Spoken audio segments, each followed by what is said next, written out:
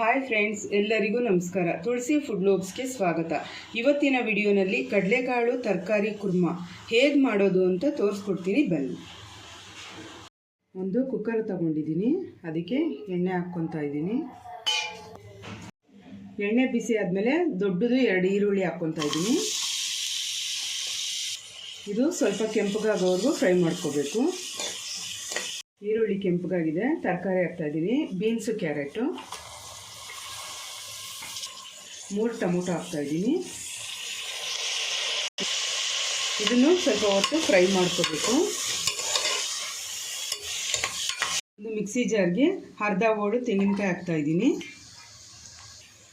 ಶುಂಠಿ ಸ್ವಲ್ಪ, ಬೆಳ್ಳುಳ್ಳಿ,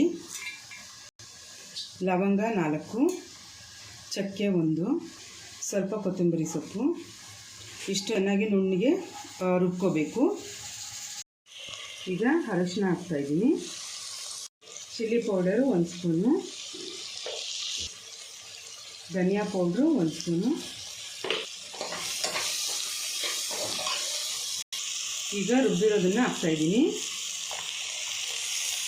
ಈಗ ಸ್ವಲ್ಪ ನೀರು ಹಾಕ್ತಾಯಿದ್ದೀನಿ. ಮೊದಲೇ ಆಲೂಗಡ್ಡೆ ಮತ್ತು ಕಡಲೆಕಾಳನ್ನ ಬೇಯಿಸಿಟ್ಕೊಂಡಿದ್ದೆ, ಅದನ್ನು ಹಾಕ್ತಾಯಿದ್ದೀನಿ. ಈಗ ಇನ್ನು ಸ್ವಲ್ಪ ನೀರು ಹಾಕ್ತಾಯಿದ್ದೀನಿ.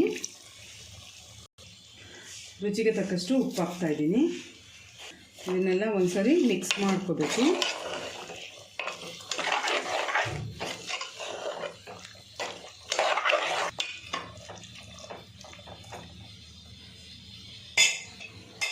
ಈಗ ಕುಕ್ಕರ್ ಮುಚ್ಚಿ 1 ವಿಷಲ್ ಹಾಕಿಸ್ಕೋಬೇಕು ಫ್ರೆಂಡ್ಸ್. ಈಗ ಕುಕ್ಕರ್ ತೆಗಿತಾ ಇದ್ದೀನಿ. ನೋಡಿ ಫ್ರೆಂಡ್ಸ್, ಚೆನ್ನಾಗಿ ಬೆಂದಿದೆ.